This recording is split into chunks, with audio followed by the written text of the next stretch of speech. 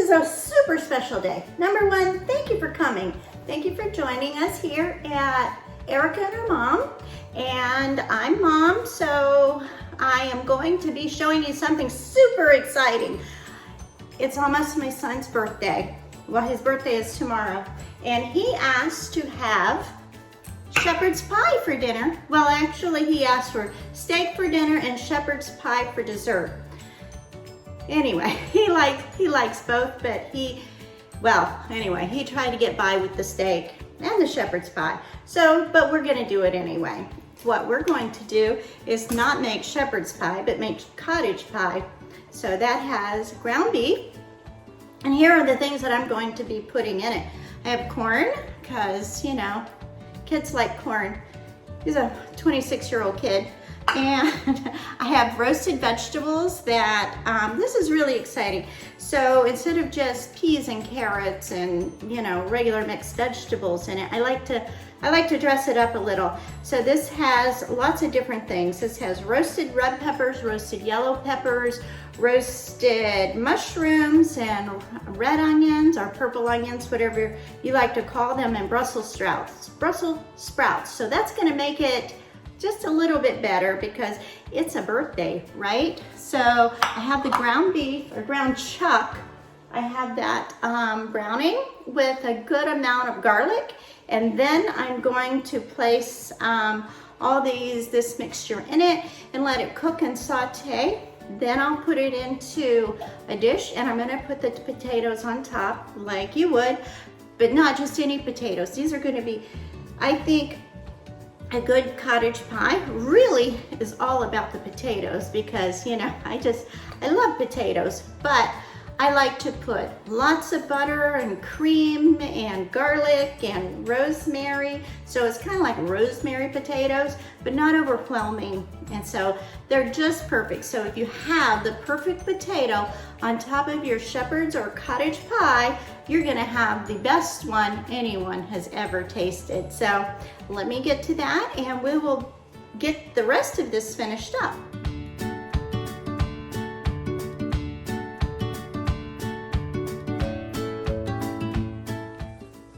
Here we have our onions and celery, and we're just going to put that right into our mixture of ground beef. We're gonna brown that a little bit more, maybe a minute or two. And you see, I don't chop up the pieces. Well, I don't make it grainy. I just kind of leave bigger chunks so that you don't have to search for the meat. It's obvious whenever you come across it. All right, so we're just going to take the meat out of the pot, clean this out. This will start to brown in the bottom, and we'll get a nice caramelization with our onions and celery. So if you can see that.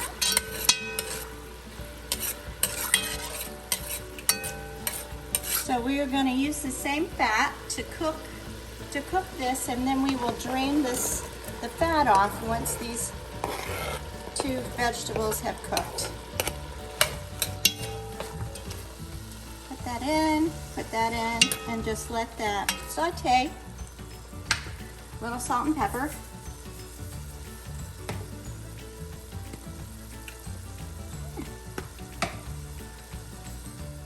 While we're waiting for the water to boil for the potatoes and the onions and celery to soften and to caramelize a little bit, I want to tell you what we normally do for birthdays. Well, whoever's having a birthday in the family gets to choose what they want to eat, and then I make it and everybody shows up. So that's kind of how we do our birthdays. I don't know how you do them where you are, but we'd love to hear about your traditions too. So I'm surprising him with a cake, a coconut layer cake from 2J's. So that's in the refrigerator, and if he doesn't eat it, some of the other guests will, because we always have all our family in to enjoy our birthdays.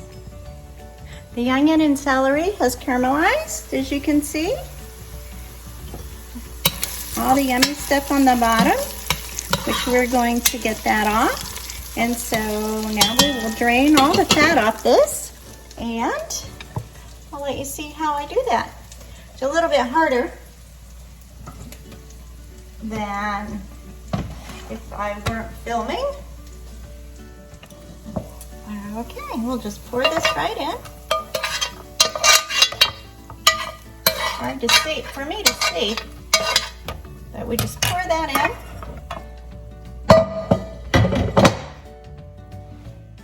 We'll let that drain right here, and then we'll put everything back into the pot and we'll get finished up.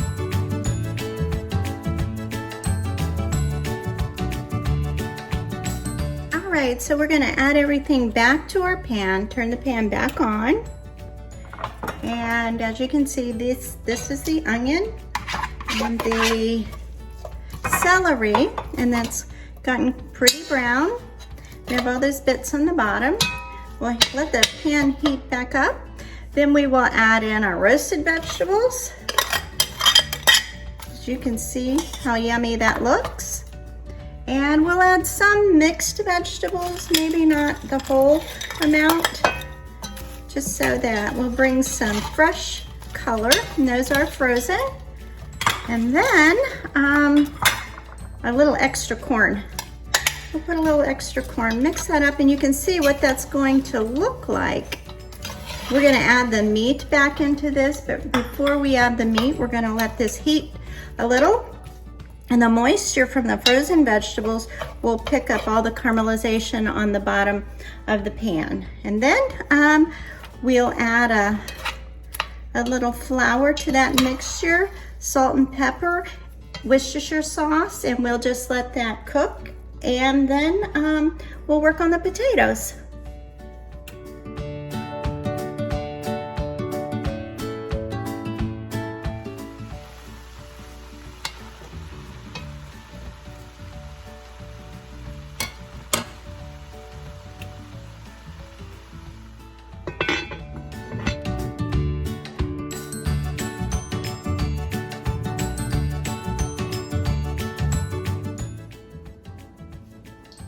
So I'm going to make a full 5-pound bag of potatoes. I'm going to chop them in pretty big chunks and then just boil them, but only bring them up to a boil and then turn them down to a simmer because you don't want your potatoes to be mealy.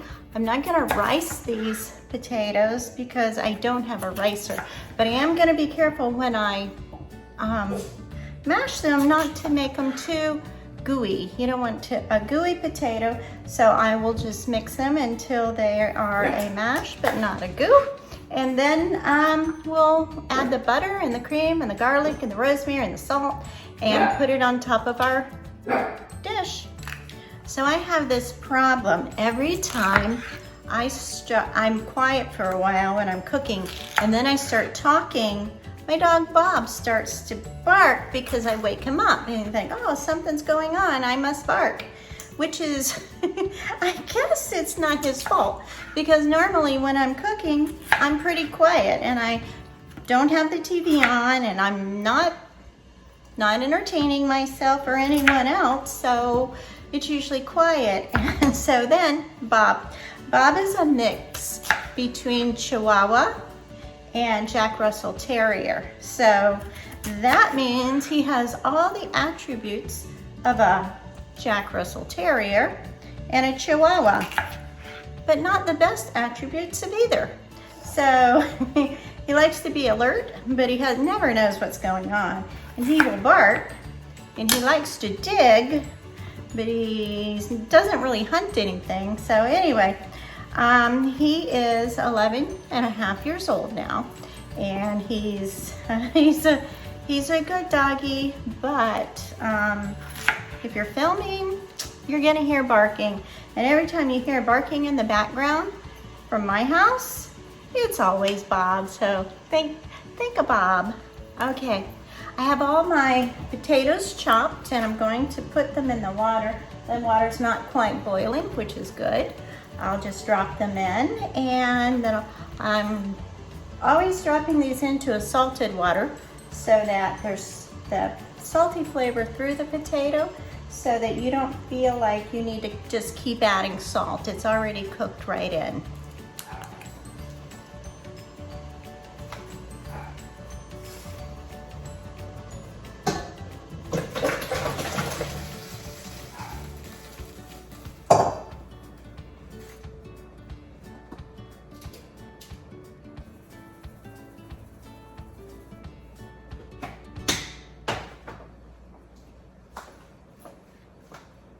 So for potatoes, like rice, you'll want it to taste like saltier than you would normally eat it, sort of like the ocean.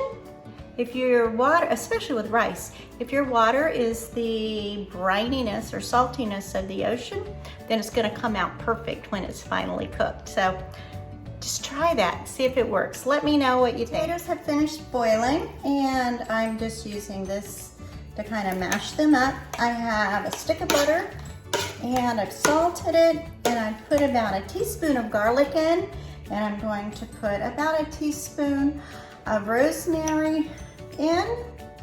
This is already ground, dried, ground. Well, I'll put it on.